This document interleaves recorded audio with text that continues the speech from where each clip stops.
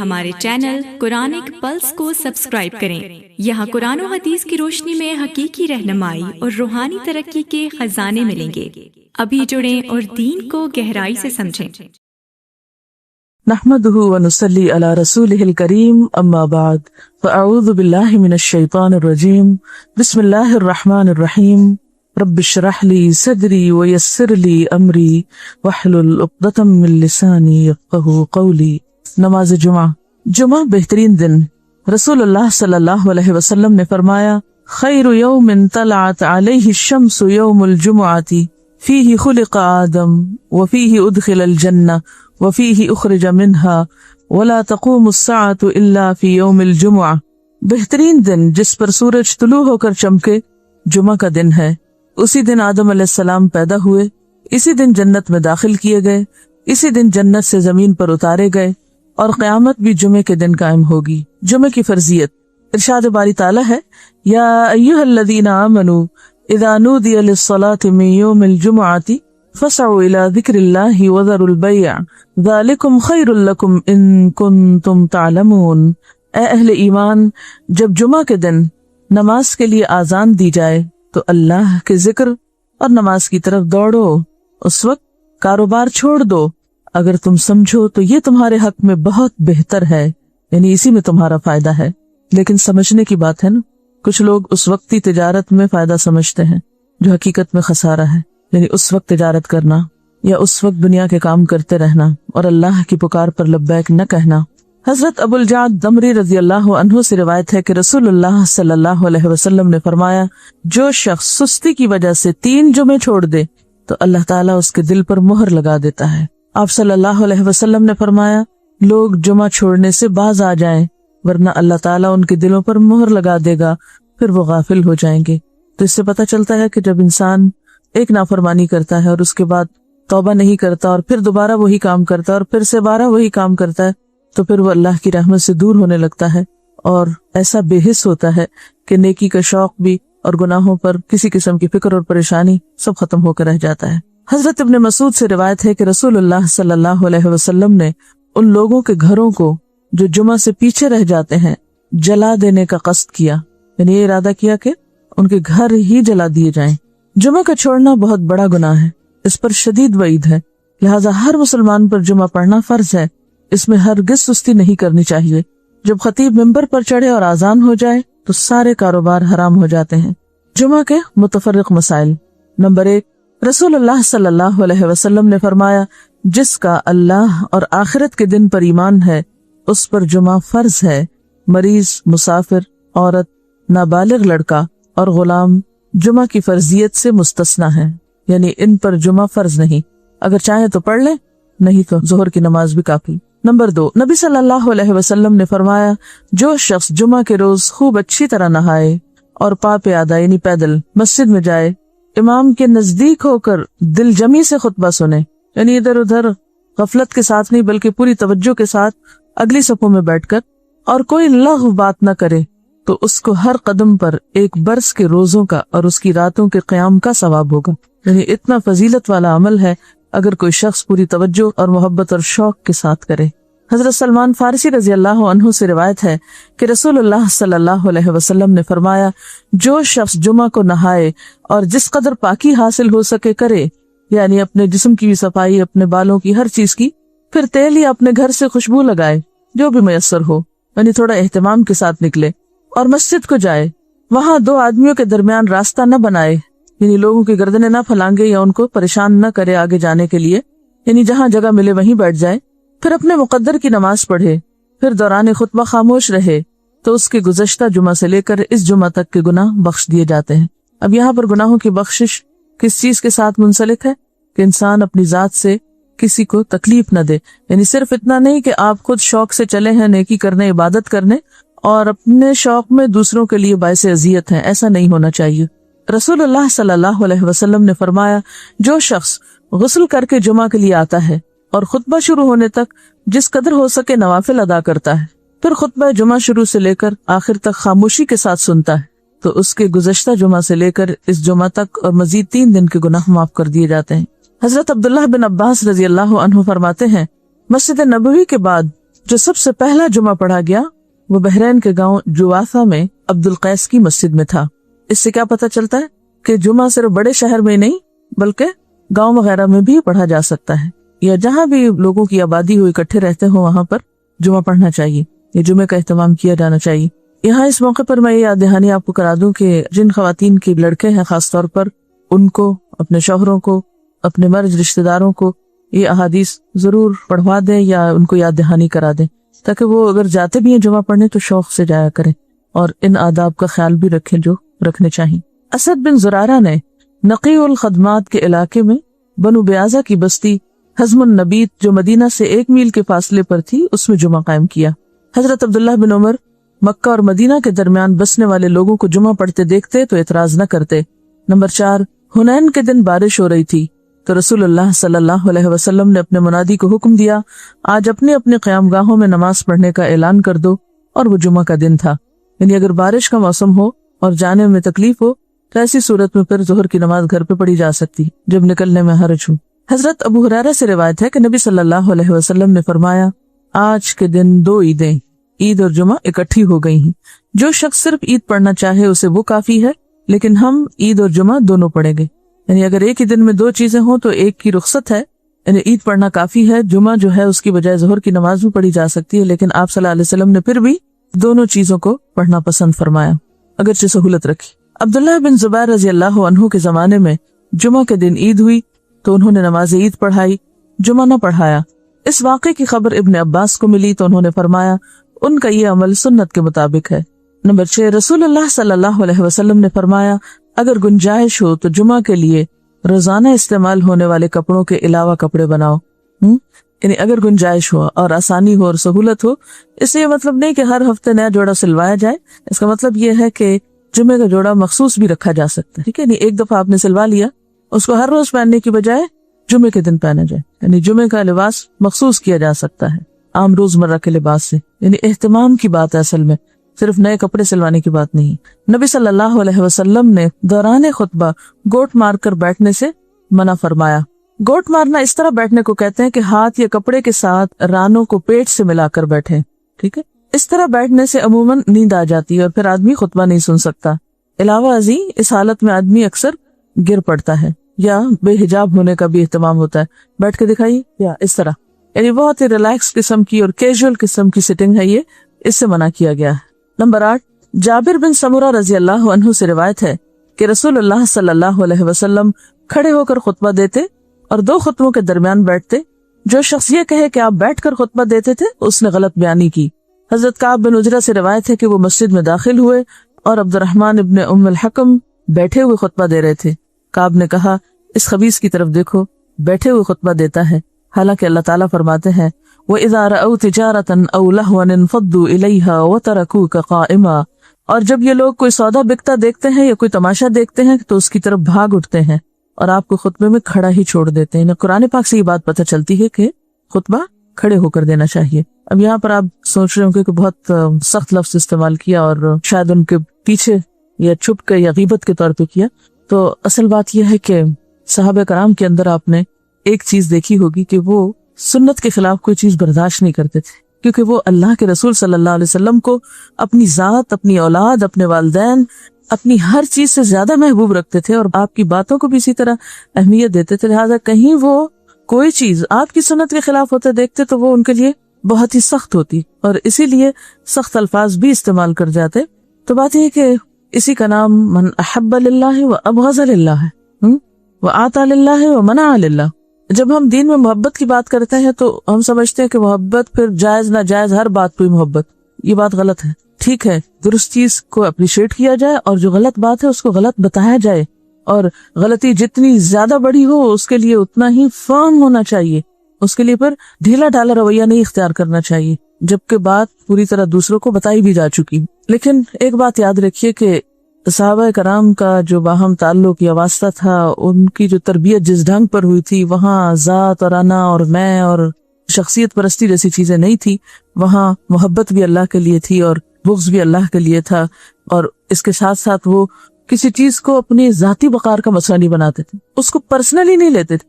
ہم کوئی چیز نہ بھی ہو تو اس کو پرسنل بنا لیتے ہیں، یعنی کوئی شخص کسی سے کچھ کہہ رہا ہو تو ہم اس کو اپنے خلاف لے لیتی اور اپنی ذات کے بارے میں ہمیشہ بہت ہی سمپیتھیٹک اور بہت سینسٹیو اور بہت کانشیس اور بہت مہربان رہتے ہیں. اٹھتے بیٹھتے چلتے پھرتے تکلیفوں کا ذکر بھی کرتے رہتے ہیں.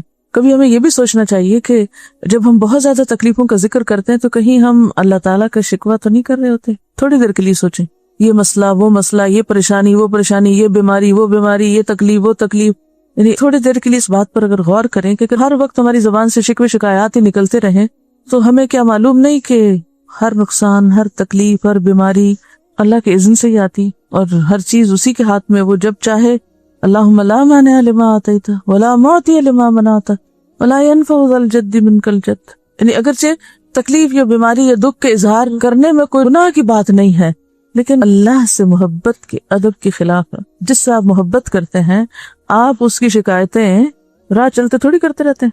کیا کرتے ہیں؟ ہاں, سمجھ رہے ہیں میں کیا کہہ رہی ہوں؟ اس شخص سے آپ نے کیا سبق سیکھا جس کا صدقہ کسی ایسے شخص کو چلا گیا کہ جو مستحق نہیں تھا اور وہ دل میں تکلیف میں بھی تھا, پریشان بھی تھا, تو کیا کہا اللہم لک الحمد. ہم یہ اخلاق اور ادب نہیں سیکھ سکتے؟ ہاں سیکھ سکتے ہیں. مثلاً ایک ڈاکٹر کے پاس جا کے بتانا کہ میں بیمار ہوں, اس میں کوئی برائی نہیں, لیکن ہر انسان کو بتانا میں بیمار ہوں, یہ اللہ کی محبت کے ادب کے خلاف ہے. ابراہیم علیہ السلام جو اللہ کے دوست تھے وہ کیا کیا کرتے تھے, کیا کہتے تھے؟ فَإِنَّهُمْ عَدُوٌّ لِّي إِلَّا رَبَّ الْعَالَمِينَ الَّذِي خَلَقَنِي فَهُوَ يَهْدِينِ وَالَّذِي هُوَ يُطْعِمُنِي وَيَسْقِينِي وَإِذَا مَرِضْتُ فَهُوَ يَشْفِينِي وَالَّذِي يُمِيتُنِي ثُمَّ يُحْيِينِي وَالَّذِي أَطْمَعُ أَن يَغْفِرَ لِي خَطِيئَتِي يَوْمَ الدِّينِ رَبِّ هَبْ لِي حُكْمًا وَأَلْحِقْنِي بِالصَّالِحِينَ وَاجْعَل لِّي لِسَانَ صِدْقٍ فِي الْآخِرِينَ وَاجْعَلْنِي مِن وَرَثَةِ جَنَّةِ النَّعِيمِ. کیا سرگوشی ہے نا اپنے رب سے, کیسے نعمتوں کا اقرار ہے, کیسے محبت اور شکر کا اظہار ہے. اب سوچتے ہو کہ پڑھاتے پڑھاتے پتہ نہیں کہاں چلی جاتی ہیں اور کسی اور ہی irrelevant بات کے اوپر شامت لے آتی ہیں روز. دیکھیے, ایک ہے عام سطح پہ جینا اور ایک ہے مقربین کی سطح پہ جینا. تو ہم معلوم نہیں کہاں ہیں, لیکن مقربین کے رستے پہ چلنا تو چاہیے نا, کہ نہیں؟ اتنی دعائیں مانگ کے کہتے ہیں رب ہب لی حکمن. یہ ہے عجز, یہ ہے عجزی. ساری مناجات کر کے کہتے ہیں اللہ مجھے حکمت دے, قوت فیصلہ دے, سمجھ دے, فہم دے, وَأَلْحِقْنِي بِالصَّالِحِينَ. یہ ہوتی ہے اللہ سے محبت کی علامتیں. شکوہ محبت کی موت ہوتا ہے, شکوہ محبت کی موت ہوتا ہے. جس سے محبت ہوتی ہے اس سے شکوے نہیں کیے جاتے, یا اس کے شکوے یا اس کی شکایتیں دوسروں کے سامنے نہیں کی جاتی. جب کھینچ کے آہے سر کہتا ہے کوئی بندہ, جس حال میں بھی رکھے صد شکر ہے اللہ کا, میں سوچنے لگتا ہوں یہ شکر کیا اس نے یا تانا دیا اس نے رزاق دو عالم کو.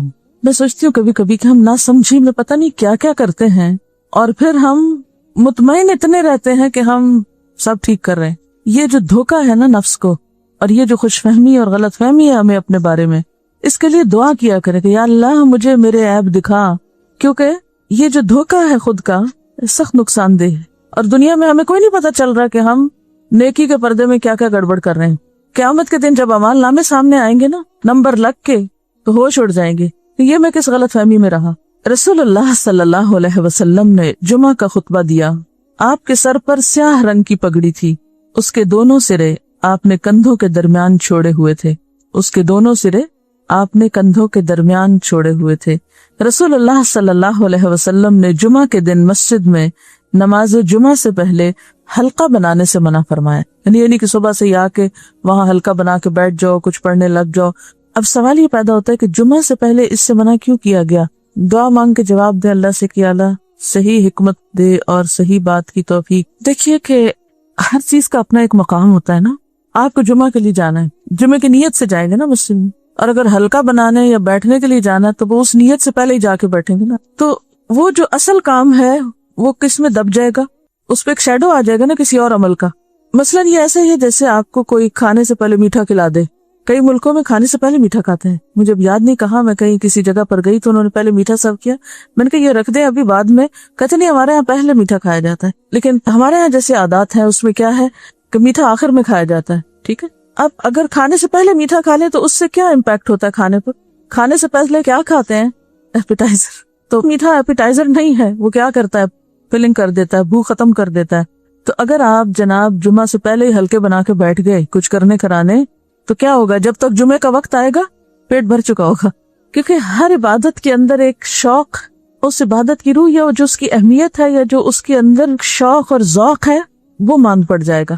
پہلے سے ہی تھک جائیں گے آپ. عید کی نماز سے پہلے کوئی نوافل نہیں ہے. بنیادی بات یہی ہے کہ اس سے جو جمعے کی اہمیت یا جمعے کی جو خصوصیت ہے اس پر ایک طرح سے اثر بھی پڑتا ہے. چلیے آگے چلتے ہیں. لہٰذا جو علماء خطبہ جمعہ سے پہلے تقریر کرتے ہیں انہیں اس عمل کو ترک کر دینا چاہیے. حضرت انس رضی اللہ عنہ کہتے ہیں کہ رسول اللہ صلی اللہ علیہ وسلم شدت کی سردی میں جمعہ کی نماز سویرے پڑھتے تھے اور شدت کی گرمی میں دیر سے پڑھتے تھے. حضرت جابر کہتے ہیں کہ جب رسول اللہ صلی اللہ علیہ وسلم خطبہ ارشاد فرماتے تو آپ کی آنکھیں سرخ ہو جاتی، آواز بلند ہوتی اور جوش میں آ جاتے تھے، گویا کہ آپ ہمیں کسی ایسے لشکر سے ڈرا رہے ہیں جو صبح یا شام ہم پر حملہ کرنے والا ہے، اور فرماتے کہ میں اور قیامت ساتھ ساتھ اس طرح بھیجے گئے ہیں. آپ اپنی شہادت کی اور درمیانی انگلی کو ملا دیتے، یعنی میرے بعد اب اور کوئی پیغمبر نہیں آئے گا، میرے بعد اب قیامت ہی آئے گی. تو اس سے کیا بات پتہ چلتی ہے؟ اس سے یہ بات پتہ چلتی ہے کہ تعلیم اور خطبے میں فرق ہوتا ہے. تعلیم میں آپ کا انداز کیا تھا؟ آہستہ آہستہ بولتے، لفظ گنے جا سکتے تھے، ایک بات بعض اوقات 3 بار بھی دہراتے. لیکن خطبے کا انداز فرق تھا، وہ زوردار ہوتا تھا، وہ شدت والا ہوتا تھا، اس میں ایک انذار کا پہلو غالب ہوتا تھا، وہ لوگوں کو جھنجھوڑنے والا ہوتا تھا، غفلت سے جگانے والا ہوتا تھا، بیدار کرنے والا ہوتا تھا. اس سے کیا بات سامنے آتی ہے کہ ہر موقع کی مناسبت سے تعلیم کا انداز اور تربیت کا فرق ہونا چاہیے. ہر وقت ایک ہی روٹین میں کام نہیں کرنا چاہیے، ویسے بھی طبیعتیں پھر اکتانے لگتی. نبی صلی اللہ علیہ وسلم نے فرمایا امام کے ساتھ جتنی نماز پالو وہ پڑھو اور جو رہ جائے اسے پورا کرو. اس حدیث کی روح سے نماز جمعہ کی دوسری رکعت کے سجدہ یا تشہد کو پانے والا سلام پھرنے کے بعد اٹھ کر 2 رکعتیں پڑھے گا، 4 نہیں، کیونکہ اس کی فوت شدہ نماز 2 رکعتیں ہیں، 4 رکعتیں نہیں. یعنی جمعہ اگر اپنے آخری حصے میں آپ نے پایا، امام جو تھا وہ آخری سجدہ کر رہا تھا اور آپ مسجد میں داخل ہوئے، یا وہ اتحیات بیٹھے تو سلام سے پہلے آپ بیٹھ گئے ساتھ، تو ایک طرح سے جمعے کا ثواب تو مل گیا، لیکن بعد میں 2 رکعتیں پڑھی جائیں گی، ظہر بنا کے 4 نہیں پڑھی جائیں گی. دوران خطبہ 2 رکعتیں پڑھ کر بیٹھو. رسول اللہ صلی اللہ علیہ وسلم جمعہ کا خطبہ ارشاد فرما رہے تھے کہ ایک شخص سلیق غطفانی مسجد میں آئے اور 2 رکعتیں پڑھے بغیر بیٹھ گئے. نبی صلی اللہ علیہ وسلم نے پوچھا کیا تم نے 2 رکعتیں پڑھی ہیں؟ اس نے عرض کی نہیں یا رسول اللہ. آپ نے فرمایا کھڑے ہو جاؤ اور 2 رکعتیں پڑھ کر بیٹھو. پھر آپ نے ساری امت کے لیے حکم دے دیا جب تم میں سے کوئی ایسے وقت مسجد میں آئے کہ امام خطبہ دے رہا ہو تو اسے 2 مختصر سی رکعتیں پڑھ لینی چاہیے، یعنی خطبے کے دوران بھی پڑھ سکتا ہے. جمعہ سے پہلے نوافل کی تعداد مقرر نہیں، بلکہ نبی صلی اللہ علیہ وسلم نے اجازت دی کہ جتنے بآسانی پڑھ سکتے ہیں پڑھ لیں. یعنی ایک دفعہ مسجد میں آ گئے ہیں، آپ 2 پڑھیں، 4 پڑھیں، 6 پڑھیں، جتنے آپ کے پاس موقع ہے، وقت ہے، تو انتظار میں فارغ بیٹھنے کی بجائے بہترین ذکر ہے نماز وہ کریں، مگر کم از کم 2 ضروری ہیں. گردنیں نہ پھلانگیں. حضرت عبداللہ بن بصر رضی اللہ عنہ سے روایت ہے کہ جمعہ کے دن رسول اللہ صلی اللہ علیہ وسلم خطبہ دے رہے تھے کہ ایک شخص لوگوں کی گردنیں پھلانگتا ہوا آنے لگا تو آپ نے یہ دیکھ کر فرمایا بیٹھ جاؤ، تم نے لوگوں کو ایذا دی اور دیر لگائی ہے. آنیت و آذیت، دیر سے پہنچے ہو اور تکلیف دے رہے ہو، بعد میں آئے ہو اور گردنیں پھلانگ کے آگے آ کے بیٹھ رہے ہو. یہ بد اخلاقی بھی ہے، کیونکہ پہلے آنے والوں کا حق پہلا ہے. ہمیں تھوڑا سا اس بات کا ضرور خیال رکھنا چاہیے کہ ہر وقت اپنی ہی ذات کو اہم نہیں سمجھنا چاہیے کہ میں امپورٹنٹ ہوں، مجھے آگے جگہ ملنی چاہیے، مجھے قریب. اگر آپ کو اتنا ہی شوق ہے تو پھر آپ وقت پر آئیں. یعنی کوئی بھی کام جس میں دوسروں کا نقصان ہو اور اپنا فائدہ ہو تو ضرور اس کا وزن کرنا چاہیے کہ میں کسی کو نقصان دے کر اپنا فائدہ حاصل کر رہی ہوں تو یہ میں کس قسم کی نیکی کما رہی ہوں. دیکھیے آپ ایک نیکی کرتے ہیں جس میں آپ نیکی کر رہے ہیں اور دوسرے کا کوئی نقصان نہیں، دوسرے کو کوئی تکلیف نہیں. لیکن اگر آپ نیکی کر رہے ہیں اور دوسرے کو تکلیف پہنچ رہی ہے اس سے، تو پھر آپ کو سوچنا پڑے گا کیوں. آپ پہلے دفع مضرت کریں گے یا پہلے جلب منفعت کریں گے؟ دفع مضرت کریں گے نا، ٹھیک ہے نا. یعنی دوسروں کی تکلیف کو پہلے دور کریں. اس کی چھوٹی سی مثال ہے، مثلاً آپ کو شوق ہے بلند آواز سے قرات کرنے کا، لیکن آپ کے آس پاس اور بہت سے لوگ ہیں. بلند آواز سے قرات پسندیدہ، منع نہیں ہے، لیکن اگر آپ بلند کریں اور دوسرے اپنا ذکر بھی نہیں کر پا رہے، کسی کام کے قابل نہیں، تو آپ کیا کر رہے ہیں؟ یہ کس قسم کی نیکی کر رہے ہیں؟ اس نیکی سے بہتر ہے کہ آپ دوسروں کو تکلیف سے بچائیں. اسی طرح کوئی شخص سو رہا ہے اور آپ تہجد پڑھنے کے لیے دروازہ کھول رہے ہیں، بند کر رہے ہیں، اذیت دے رہے ہیں دوسرے کو، تو کوئی بھی نیکی نہیں اگر اس نیکی کے پیچھے دوسروں کو اذیت دینا اور دوسروں کو تکلیف دینا اور دوسروں کو تنگ کرنا اور زچ کرنا اور دوسروں پہ بوجھ ڈالنا شامل ہو جائے۔ آپ نیکی ایسی کریں کہ جو دوسروں کے لیے تکلیف کا سبب نہ بنے۔ تو جمعہ کی نماز کے لیے آنے والوں کو جہاں جگہ ملے وہاں بیٹھ جانا چاہیے، دوسروں کو تکلیف نہیں دینی چاہیے۔ اب پہلے آنے والوں کا ثواب، حضرت ابو ہریرہ کہتے ہیں کہ رسول اللہ صلی اللہ علیہ وسلم نے فرمایا، فرشتے جمعہ کے دن مسجد کے دروازے پر ثواب لکھنے کے لیے کھڑے ہوتے ہیں اور سب سے پہلے آنے والے کا نام لکھ لیتے ہیں، پھر اس کے بعد آنے والے کا، اسی طرح لکھتے جاتے ہیں۔ جو شخص نماز جمعہ کے لیے اول وقت مسجد میں جاتا ہے اس کو اتنا ثواب ملتا ہے جتنا مکہ میں قربانی کے لیے اونٹ بھیجنے والے کو ثواب ملتا ہے۔ پھر جو بعد میں آتا ہے اس کو اتنا ثواب ملتا ہے جتنا مکہ میں قربانی کے لیے گائے بھیجنے والے کو، اس کے بعد آنے والے کو دمبا بھیجنے والے کے برابر، اس کے بعد آنے والے کو مرغی اور اس کے بعد آنے والے کو انڈا صدقہ کرنے والے کی مانند اجر ملتا ہے۔ پھر جب امام خطبہ دینے کے لیے نکلتا ہے تو فرشتے دفتر لپیٹ دیتے ہیں اور خطبہ سننے لگتے ہیں۔ رجسٹریشن کمپلیٹ، کون کون داخل ہو گیا اس ثواب میں، بس اب دروازہ بند۔ تو نیکی کے کاموں میں تاخیر کرنا اور ہمیشہ ڈیلے کرنا اور پیچھے رہنا، اس کے بارے میں حدیث آپ نے پڑھی ہوگی کہ کچھ لوگ پیچھے رہتے جاتے ہیں حتیٰ کہ اللہ ان کو پیچھے ڈال دیتا ہے۔ تو اس چیز کو ضرور مد نظر رکھیں کہ نیکی کے کام میں آگے بڑھنے والے ہی السابقون السابقون ہوتے ہیں، اللہ یہ کہ کوئی عذر ہو، کوئی تکلیف ہو، وہ اور بات ہے، لیکن عادت نہیں بنا لینی چاہیے سستی اور کسل مندی اور تاخیر کی۔ اچھا کوئی بات نہیں، پھر صحیح۔ رسول اللہ صلی اللہ علیہ وسلم نے فرمایا، جمعہ کے دن ایک گھڑی ایسی ہے کہ جو مسلمان اس گھڑی میں اللہ سے بھلائی کا سوال کرے تو اللہ تعالیٰ اس کو قبول کرتا ہے۔ نبی صلی اللہ علیہ وسلم نے فرمایا، جمعہ کی قبولیت کی گھڑی امام کے منبر پر بیٹھنے سے لے کر نماز کے خاتمے تک ہے، یعنی اس سارے وقت میں کوئی بھی وقت انتہائی قبولیت کا۔ اچھا اب نشاندہی بھی کر دی گئی اور بتا بھی دی گئی کہ ایک گھڑی، اس سے کیا فائدہ ہوگا کہ لوگ اس وقت کو پوری طرح اللہ کی طرف متوجہ ہو کے گزاریں گے کہ معلوم نہیں کون سی گھڑی اور میں اس گھڑی میں ادھر ادھر دیکھتا ہوا غافل رہ کے وقت ضائع کر بیٹھوں، یہ چانس گنوا بیٹھوں۔ اگر کوئی آپ کو یہ کہے کہ اگلے 10 منٹ میں آپ کے اوپر چھت سے ایک سونے کا انڈا نیچے گرنے والا ہے تو آپ کیا کریں گے؟ اس 10 منٹ میں تو سانس بھی نہ لے، شاید آنکھ بھی نہ جھپکیں کہ کہیں ایسا نہ ہو کہ میں آنکھ بند کر جاؤں اور وہ انڈا مس ہو جائے، ہاں غافل نہیں ہوگے۔ تو آپ دیکھیے کہ کسی ایک دعا کا قبول ہو جانا سونے کے انڈے سے کہیں زیادہ قیمتی، لیکن عموماً جب خیر و بھلائی اور برکت کی تقسیم ہوتی ہے تو ہم اسی قسم کی غفلت کا ثبوت دیتے ہیں اور توجہ نہیں کرتے، اور کبھی سونے لگتے ہیں اور کبھی ادھر ادھر توجہ کرنے لگتے ہیں۔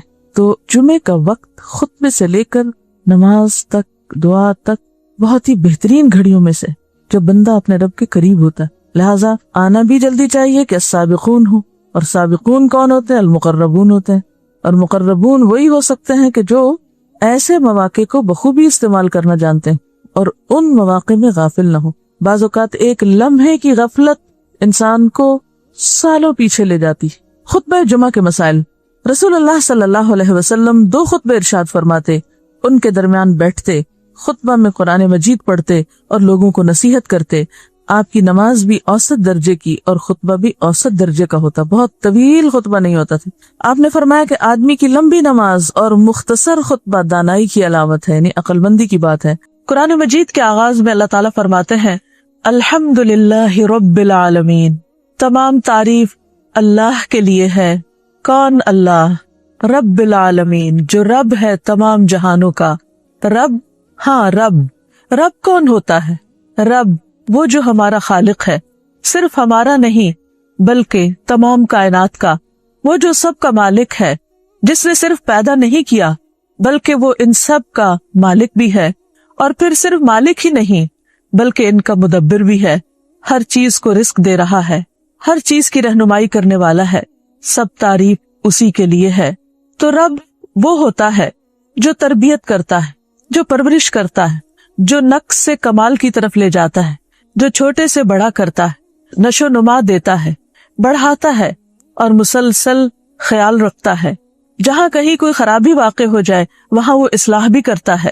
وہ رب صرف انسانوں کا نہیں، حیوانوں کا نہیں بلکہ تمام مخلوقات کا پیدا کرنے والا ہے، اور ان تمام کی ہدایت اور اصلاح کا کام بھی کرتا ہے۔ قرآن مجید میں اللہ تعالیٰ فرماتے ہیں ان ربکم اللہ الذی خلق السماوات والارض فی ستۃ ایام ثم استوى علی العرش یغشی اللیل النہار یطلبہ حثیثا والشمس والقمر والنجوم مسخرات بأمرہ الا لہ الخلق والامر تبارک اللہ رب العالمین۔ بے شک تمہارا رب اللہ ہے جس نے آسمانوں اور زمین کو 6 دن میں پیدا کیا، پھر وہ عرش پر بلند ہوا، رات کو دن پر اڑا دیتا ہے، یعنی رات دن پر چھا جاتی ہے تو ہر طرف اندھیرا ہو جاتا ہے، جو تیز چلتا ہوا اس کے پیچھے چلا آتا ہے، اور سورج اور چاند اور ستارے اسی نے پیدا کیے، اس حال میں کہ سب اسی کے حکم کے تابع ہیں، وہی ان سب کو کنٹرول کر رہا ہے۔ سن لو، پیدا کرنا اور حکم دینا اسی کا کام ہے، بہت برکت والا ہے اللہ جو سارے جہانوں کا رب ہے، جو ہر آن اپنی تخلیق کے اندر، اپنی مخلوقات کے اندر وسعت پیدا کر رہا ہے، وہی جو زندگی دیتا ہے، وہی جو موت دیتا ہے، وہی جو ان سب کو انسانوں کے فائدے کا بناتا ہے۔ تو ہمارا ایمان ہے اس ذات پر، ہم اس کو اپنا رب مانتے ہیں، صرف ہم ہی نہیں پوری کائنات اس کو اپنا رب مانتی ہے۔ تو اللہ جو رب العالمین ہے، ہمیں اس کا حق ادا کرنا ہے، اس کو اپنا آقا سمجھنا ہے، اس کی اطاعت کرنا ہے، اس کی عبادت کرنا ہے، کیونکہ یہ اس کا حق ہے۔ عام روزمرہ زندگی میں ہم دیکھتے ہیں کہ اگر ہم پر کوئی تھوڑا سا بھی احسان کرتا ہے، مثلاً آپ کسی راستے پر بیٹھے ہوئے اور آپ کو پیاس لگی ہے، کوئی راہ گزرتا شخص آپ کے چہرے سے پہچان لیتا ہے کہ آپ پیاسے ہیں، اگر وہ چلتے ہوئے پانی کی ایک بوتل آپ کو تھما کر چلا جاتا ہے تو آپ کے دل کا اس وقت کیا حال ہوگا؟ آپ اس کی طرف کس نگاہ سے دیکھیں گے؟ آپ کے دل میں کیسے جذبات پیدا ہوں گے؟ خود بخود آپ کا دل چاہے گا کہ آپ اس کا شکریہ ادا کریں، آپ اس کے لیے دعا کریں، حالانکہ آپ اس کو جانتے نہیں، آپ اس کو پہچانتے نہیں، اس کی پہچان صرف یہ ہے کہ اس نے پیاس کے وقت آپ کو پانی پلایا۔ تو اگر ایک انسان کا جو اجنبی ہے، جس نے صرف ایک احسان کیا ہم پر، اس کا ہم اتنا حق مانتے ہیں، تو پھر وہ جو دن رات ہمیں کھلاتا ہے، پلاتا ہے اور ہماری تمام ضروریات پوری کرتا ہے، اس کا ہم پر کیا حق ہوگا؟ اس کا حق یہ ہے کہ ہم اس کو پہچانیں، اس کی صفات کو جانیں، ان کو مانیں، ان کو اکنالج کریں، اور جو کچھ وہ کرتا ہے اس کو اپریشیٹ کریں، اس کا شکر ادا کریں، اس کے آگے جھک جائیں، ہر آن ہر لمحہ اپنے دل میں اس کو یاد کریں، اور صرف دل ہی میں نہیں، زبان پر بھی اس کے شکر کے الفاظ اور اس کی عبادت کے اظہار کے طور پر جو وہ ہم سے چاہتا ہے وہ کہنے والے بنے، اور پھر اپنی ساری زندگی کو اس کے حکم کے تابع کر لیں۔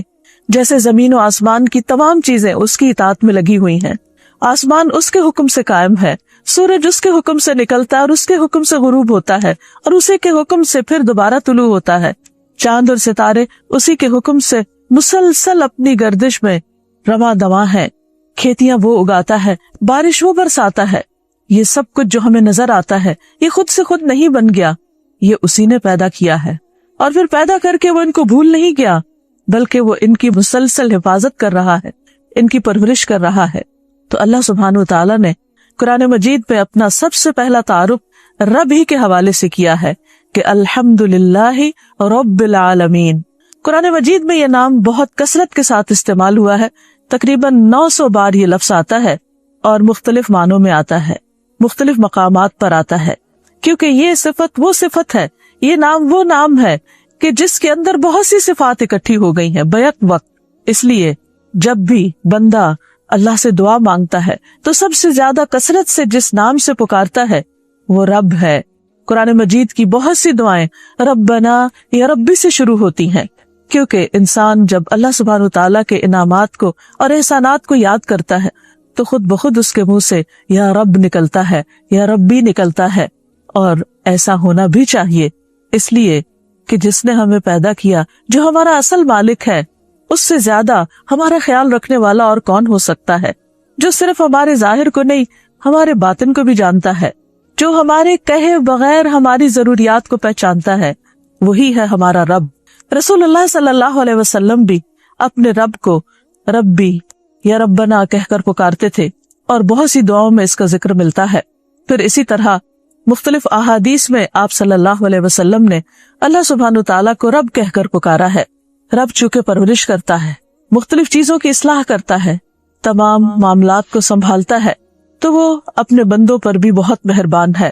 حدیث میں آتا ہے رسول اللہ صلی اللہ علیہ وسلم نے فرمایا، ہمارا رب تبارک و تعالی ہے، ہر رات کو آسمانی دنیا پر آتا ہے، جب رات کا آخری تہائی حصہ باقی رہ جاتا ہے وہ کہتا ہے کوئی جو مجھ سے دعا کرے تو میں اس کی دعا قبول کروں، ہے کوئی جو مجھ سے مانگے تو میں اسے بخش دوں یعنی عطا کروں، اور ہے کوئی جو مجھ سے بخشش مانگے، اپنے گناہوں کی معافی مانگے تو میں اس کے گناہ معاف کر دوں۔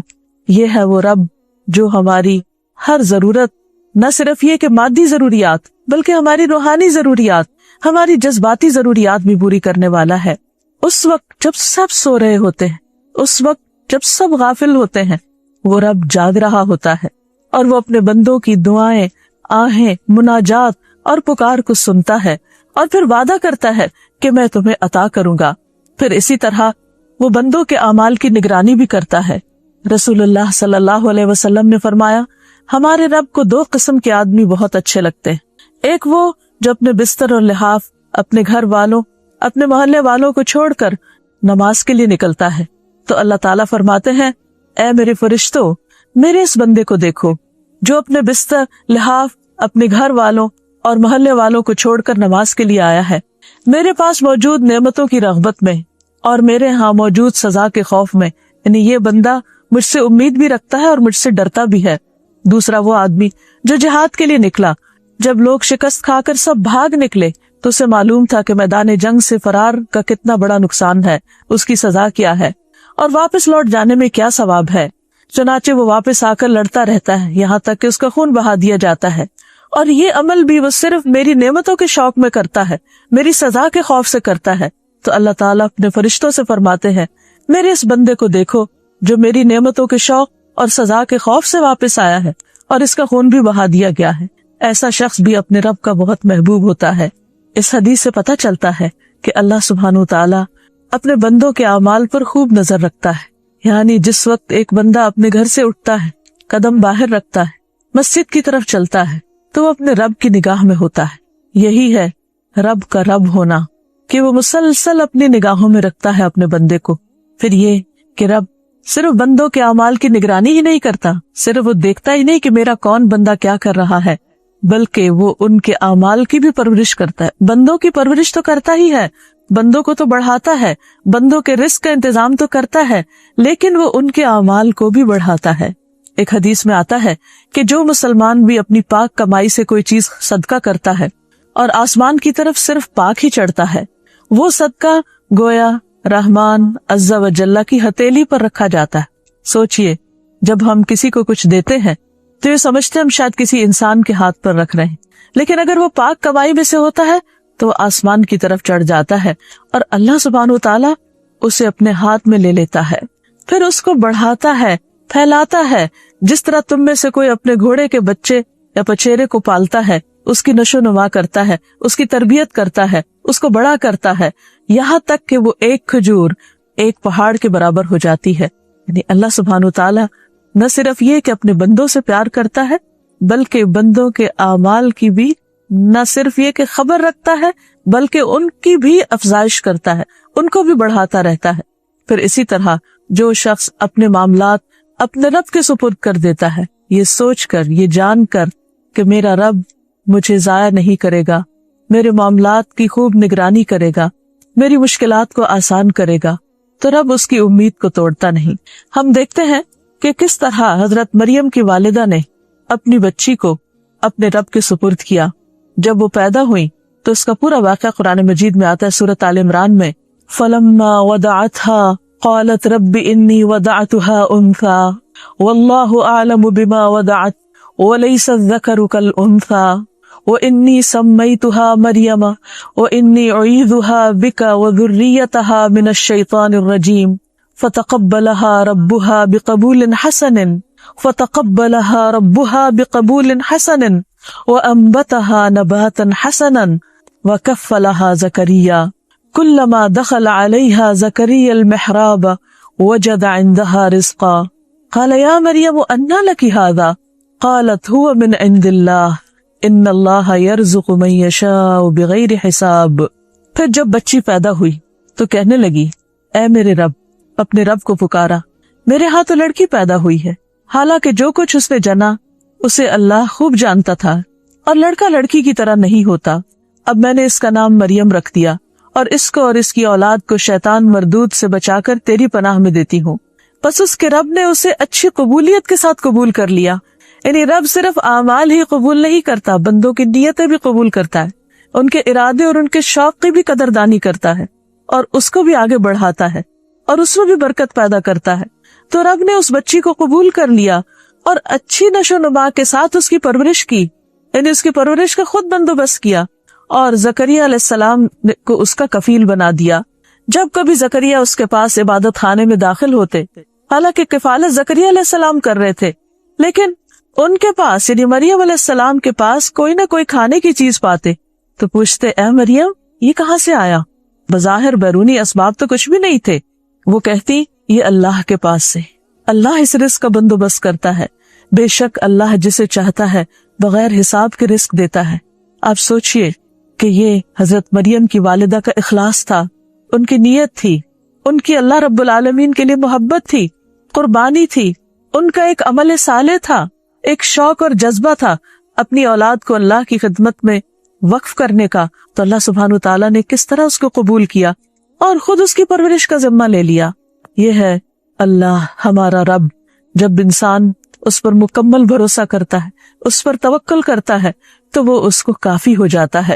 پھر یہاں یہ بھی یاد رہے کہ اللہ سبحانہ وتعالیٰ جو ہمارا رب ہے وہ اکیلا ہی اس پوری کائنات کو وجود میں لایا ہے، کوئی اس کا شریک نہیں ہے، اور وہ اکیلا ہی سارا نظام چلا رہا ہے۔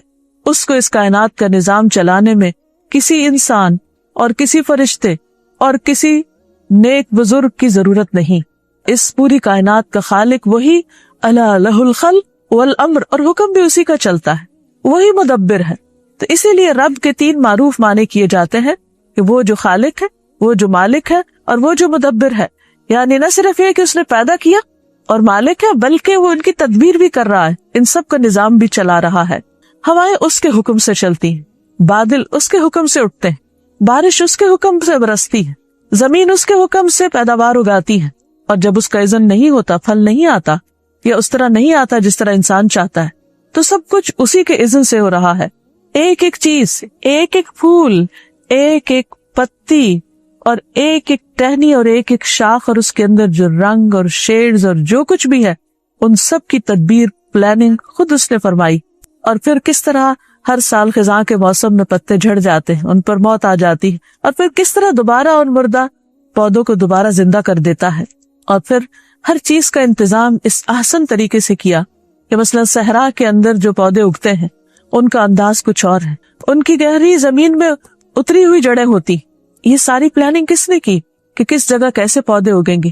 وہ جڑیں زمین کے اندر دور ڈیپ روٹیڈ اس لیے ہوتی ہیں تاکہ جب بارشیں نہ برسے اور ہر طرف خشک سالی ہو تو زمین کے اندر کی تری سے وہ رزق حاصل کر سکے۔ اسی طرح جہاں بارشیں زیادہ ہوتی ہیں وہاں اور طرح کی نباتات اور پیداوار ہوتی ہے۔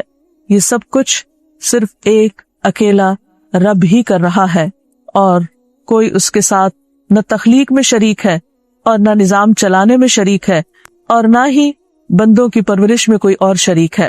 پھر وہ رب کسی کا محتاج بھی نہیں، کیونکہ اگر وہ محتاج ہوتا کسی کی مدد کا، کسی کے تعاون کا، تو یہ کائنات کا نظام چل ہی نہیں سکتا تھا۔ اسی لیے ہم دیکھتے ہیں کہ توحید اسی وقت مکمل ہوتی ہے جب اللہ کے سوا کسی اور کو خالق اور مالک نہ مانا جائے۔ چونکہ اللہ سبحانہ وتعالیٰ کے ناموں کے ساتھ ہمیں پکارنے کا حکم ہے۔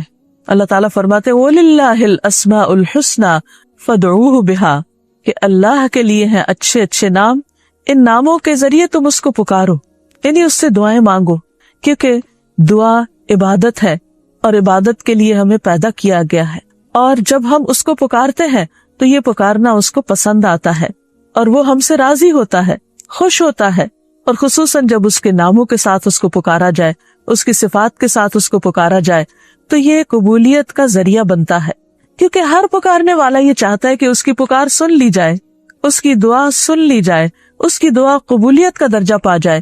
تو ابو ہریرہ رضی اللہ عنہ کہتے ہیں کہ سب سے زیادہ مکمل دعا یہ ہے کہ آدمی یوں کہے اللہم انت ربی، اے اللہ تو میرا رب ہے، वो अना अब्दुका, और मैं तेरा बंदा हूँ, मैं तेरी इबादत के लिए पैदा किया गया हूँ। ज़लमतु नफ्सी, मैंने अपनी जान पे बहुत जुल्म किए, मैंने तेरी इबादत का हक अदा नहीं किया। वअतरफ्तु बिदम्बी, और मैं अपने गुनाहों का इतराफ भी करता हूँ, मैं उनको मानता हूँ कि वाकई मैं गुनाहगार हूँ। या रब्बी, ऐ मेरे रब, फग़फिरली, तू मुझे माफ कर दे। फग़फिरली दम्बी, तू मेरे गुनाह को माफ कर दे। इन्नका अंत रब्बी, क्योंकि तू मेरा रब है, तू माफ नहीं करेगा तो कौन करेगा, तेरा दर छोड़कर किसके पास जाऊं। इन्नहु ला यग़फिरुज़्ज़ुनूबा इल्ला अंता, क्योंकि तेरे सिवा कोई गुनाहों को माफ नहीं कर सकता। तो ये नहायत खूबसूरत दुआ रसूलुल्लाह सल्लल्लाहु अलैहि वसल्लम ने हमें सिखाई है, जो हमारा और रब का रिश्ता मजबूत करती है, रब के साथ ताल्लुक को गहरा करती। और यूं महसूस होता है जैसे एक बंदा हर तरफ की परेशानियों और दुखों से निकलकर अपने रब की बारगाह में, उसकी जनाब में सरगोशियां कर रहा है कि या रब, बस तू ही मेरा है, इसलिए कि तेरे सिवा और कोई नहीं जो मेरी इस हालत को समझ भी सके। क्योंकि बाज़ औक़ात इंसान के ऊपर ऐसा दुख और ऐसी तकलीफ होती है कि दूसरे लोग इज़हार हमदर्दी करते भी रहे तो वो उसके लिए कुछ कर नहीं सकते। खास तौर पर जब बंदे को ये एहसास होता है कि उसने अपने मुनइम, अपने मुहसिन, अपने राज़िक, अपने खालिक, अपने मालिक और सब कुछ देने वाले का हक अदा नहीं किया, जब उसका एहसास शर्मिंदगी बढ़ जाता है तो फिर वो सिर्फ उसी के पास जाकर सरगोशियां करता है और उसके सामने अपने गुनाहों का इतराफ करके माफी चाहता है, तो रब उसको माफ कर देता है और उसके दर्जात बढ़ा देता है। हम देखते हैं कि अल्लाह के जलीलुल कद्र पैगंबरों ने भी इस नाम के साथ अपने रब को पुकारा। इब्राहिम अलैहिस्सलाम, जिनको अल्लाह ने अपना दोस्त कहा, उनके बारे में आता है सूरत अल-बक़रा में, वइज़ यरफ़उ इब्राहीमुल क़वाइद मिनल बैति व इस्माईल रब्बना तक़ब्बल मिन्ना इन्नका अंतस समीउल अलीम। और जब इब्राहिम उस घर की बुनियादें उठा रहे थे, यानी खाना काबा तामीर कर रहे थे, और उनके बेटे इस्माइल भी उनके साथ थे, तो दोनों अल्लाह का घर तामीर करते हुए, इतनी बड़ी सादत हासिल करते हुए, यूं अपनी बंदगी का एतराफ करते हैं कि रब्बना तक़ब्बल मिन्ना, अल्लाह तो हमसे कबूल कर ले। किस कदर आजिज़ी और इनकिसारी का इजहार है। और अपने रब को राजी करने का तरीका कि रब्बना तक़ब्बल मिन्ना इन्नका अंतस समीउल अलीम, क्योंकि तू सुनने वाला है, तू जानने वाला है, तू हमारे दिलों की आहें, दिलों की पुकार और हमारी सिसकियों तक से वाकिफ है, उन ख्यालात तक से वाकिफ है जो हम तेरे बारे में रखते हैं। या रब, तो इस छोटी सी कोशिश को कबूल फरमा। और यही हाल अल्लाह के बाकी नेक बंदों का होता है। वो रब की जितनी भी इबादत कर लें, उनके जबान पर यही होता है कि ऐ रब, तेरी इबादत का हक हम अदा न कर सके, जो भी टूटी फूटी कोशिश हमने की तो इसे कबूल फरमा ले। बल्कि सब कुछ करने के बाद भी उनकी नजर अपने किए पर नहीं होती, अपनी गलतियों और खताओं पर होती है, और वो रब को पुकारते रहते हैं, रब्बना ला तुआखिज़ना इन नसीना औ अख्ताना, ऐ हमारे रब, तू हमारा मुआखजा न करना, तू हमें न पकड़ना अगर हम भूल जाएं या हम खता कर लें। रब्बना वला तहमिल अलैना इसरन कमा हमलतहु अलल लदीना मिन क़ब्लिना, ऐ हमारे रब, हम पर कोई भारी बोझ न डाल जैसे तूने हमसे पहले लोगों पर डाला। रब्बना वला तुहम्मिलना मा ला ताक़त लना बिह, ऐ हमारे रब, हमसे वो चीज ना उठवा जिसके उठाने की हम में ताकत नहीं। वाफ़ु अन्ना, तू हमको माफ कर दे, हमें बख्श दे। वग़फ़िर लना, हमारी बख्शिश फरमा दे। वरहमना, हम पे रहम फरमा। अंत मौलाना, तू ही हमारा मौला है। फंसुरना अलल क़ौमिल काफिरीन, सो काफिर लोगों के मुकाबले में हमारी मदद फरमा। फिर इसी तरह हम देखते हैं कि बाकी पैगंबरों ने भी मुश्किल हालात और औकात में अपने रब को इसी तरह पुकारा। मसलन नूह अलैहिस्सलाम ने जब कश्ती पर सवार हो गए तो पुकारा, रब्बी अंजिलनी मुंज़लन मुबारकन, ऐ मेरे रब, मुझे मुबारक जगह उतारना। व अंत खैरुल मुंजिलीन, और तू बेहतरीन उतारने वाला है। मूसा अलैहिस्सलाम जब फिरऔन से भागकर मदियन की तरफ गए तो वहां पहुंचकर अपने रब को पुकारते हैं, रब्बी इन्नी लिमा अंज़लता इलैया मिन खैरिन फ़क़ीर, ऐ मेरे रब, जो भी खैर तू नाजिल कर दे मैं उसका मोहताज हूँ। तो इतने जलीलुल कदर पैगंबर अपने दुख और तकलीफ के आलम में जब अपने खालिक व मालिक को पुकारते हैं तो इन्हीं अल्फाज में, ऐ मेरे रब, ऐ जिसने मुझे पैदा किया, जिसने मुझे रिस्क दिया, जिसने मुझे सिखाया, जिसने मुझे तालीम दी, जिसने मेरी रहनुमाई की, मुझे हिदायत दी, मुझे अपनी पहचान कराई, वही इस मुश्किल के वक्त में मेरी मदद फरमाए। नबी सल्लल्लाहु अलैहि वसल्लम ने जिस इस्तिग़फ़ार को सैयदुल इस्तिग़फ़ार कहा है, उसमें भी अल्लाह के रब होने का इकरार है। अल्लाहुम्मा अंत रब्बी, ऐ अल्लाह तू मेरा रब है। ला इलाहा इल्ला अंता, तेरे सिवा कोई माबूद नहीं। खलक़तनी, तूने ही मुझे पैदा किया है, यानी तू मेरा रब है, तूने ही मुझे पैदा किया। व अना अब्दुक, और मैं तेरा बंदा हूँ, यानी तू रब है, तू आका है, तू मालिक है, तू हाकिम है, तू इलाह है, और मैं आजिज बंदा। सोचिए ये कौन कह रहा है? अल्लाह के रसूल सल्लल्लाहु अलैहि वसल्लम, तमाम इंसानियत के सरदार, जो तमाम पैगंबरों के सरदार, जो इंसानियत में सबसे आला और अरफा मकाम रखते हैं, उनकी बंदगी के इजहार को देखिए कि किस तरह अपने रब को पुकारते हैं। व अना अब्दुक, मैं तेरा बंदा हूँ। व अना अला अहदिक व वअदिक मस्ततातु, और मैं तेरे अहद और वादे पर जितनी मुझ में इस्तिताअत है कायम हूँ। अऊज़ु बिका मिन शर्रि मा सनअतु, मैं तेरी पनाह चाहता हूँ उस शर से जो मैंने किया। अबू लका बिनिअमतिका अलैया, तेरी जो भी नेमतें मुझ पर है मैं उनका इतराफ करता हूँ। यह है एक बंदे और रब का ताल्लुक। व अबू लका बिज़म्बी, और मैं तेरे सामने अपने गुनाहों का इतराफ करता हूँ। फ़ग़फ़िरली, तू मुझे माफ कर दे, तू मुझे बख्श दे। फ़इन्नहु ला यग़फ़िरुज़्ज़ुनूबा इल्ला अंता, क्योंकि तेरे सिवा गुनाहों को कोई नहीं बख्श सकता। इसी तरह एक बंदा मोमिन जब अपने रब को पहचान लेता है तो अपने सारे उमूर उसी के हवाले कर देता है। सारे दिन के काम काज में तो अपने रब को याद करता ही है। जब सोने के लिए जाता है तो अपने आप को अपने रब के हवाले कर देता है, क्योंकि उसे नहीं मालूम कि सोने के बाद दोबारा उसको जी उठना नसीब हो या ना हो, क्योंकि दोबारा उठना भी रब के इज़्न ही से है। नबी सल्लल्लाहु अलैहि वसल्लम ने फरमाया, जब तुम में से कोई शख्स अपने बिस्तर पर जाए तो अपना बिस्तर झाड़े, इसलिए कि वो नहीं जानता कि उसके पीछे क्या चीज उसमें दाखिल हो गई। फिर कहे, बिस्मिका रब्बी वदअतु जंबी वबिका अरफअहु, इन अमसकत नफ्सी फरहमहा व इन अरसलतहा फहफज़हा बिमा तहफ़ज़ु बिही इबादकस सालिहीन।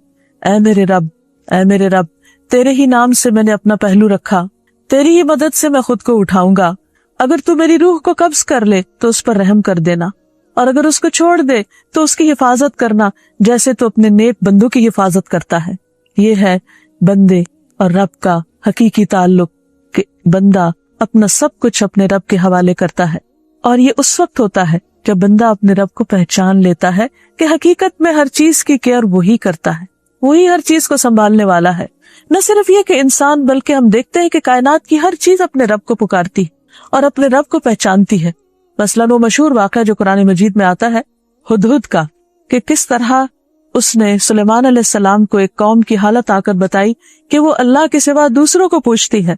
उसने कहा वो अल्लाह को छोड़कर सूरज को सजदा करते हैं, और शैतान ने उनके लिए उनके आमाल खूबसूरत बना दिए हैं और उन्हें असल रास्ते से रोक दिया है, इसलिए वो हिदायत नहीं पाते, ताकि वो अल्लाह को सजदा न करें जो आसमानों और जमीन में छुपी चीजों को निकालता है और जानता है जो तुम छुपाते और जाहिर करते हो। अल्लाह वो है जिसके सिवा कोई माबूद नहीं, और जो रब है अर्श अजीम का। ये हुदहुद कह रहा है कि अल्लाह कौन है? जो अर्श अजीम का रब है।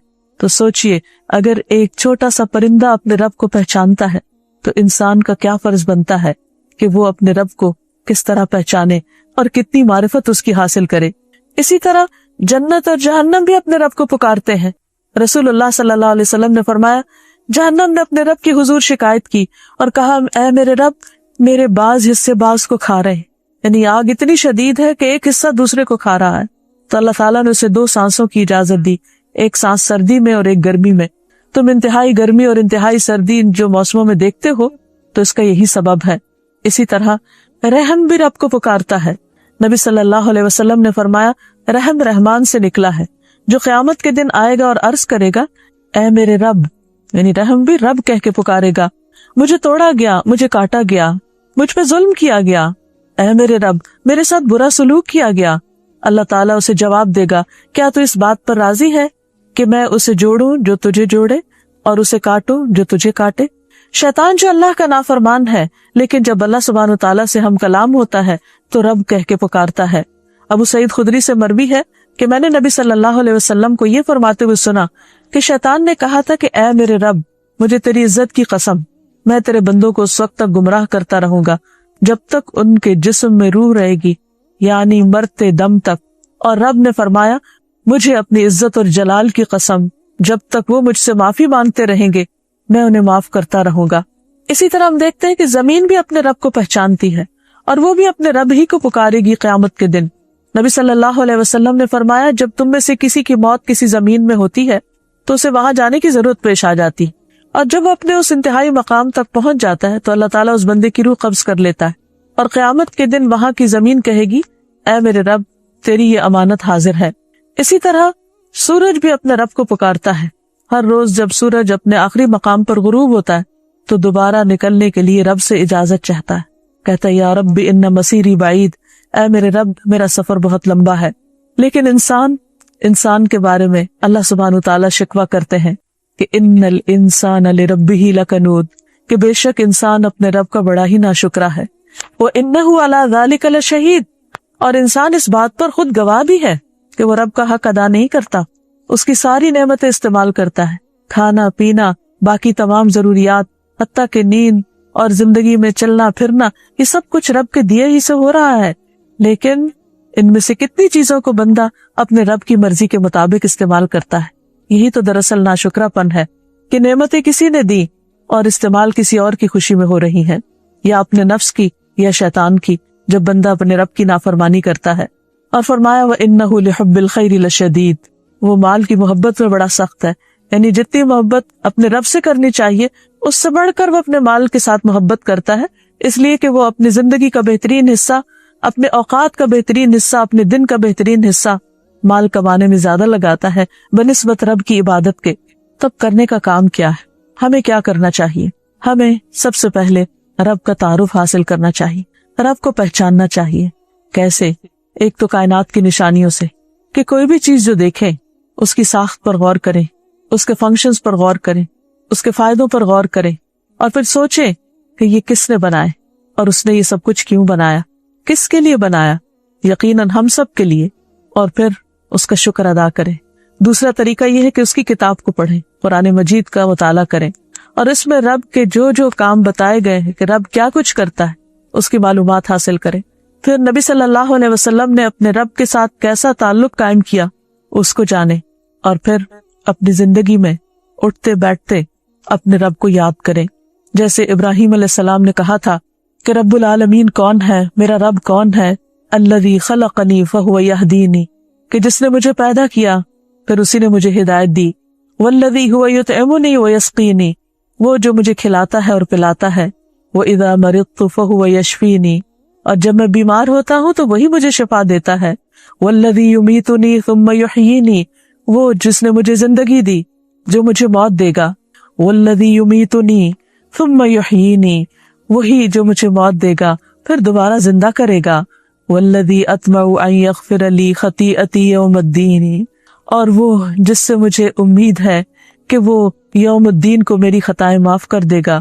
رب ہب لی حکما والحقنی بالصالحین، اے میرے رب مجھے حکمت عطا کر، حکم عطا کر اور مجھے صالحین کے ساتھ ملا۔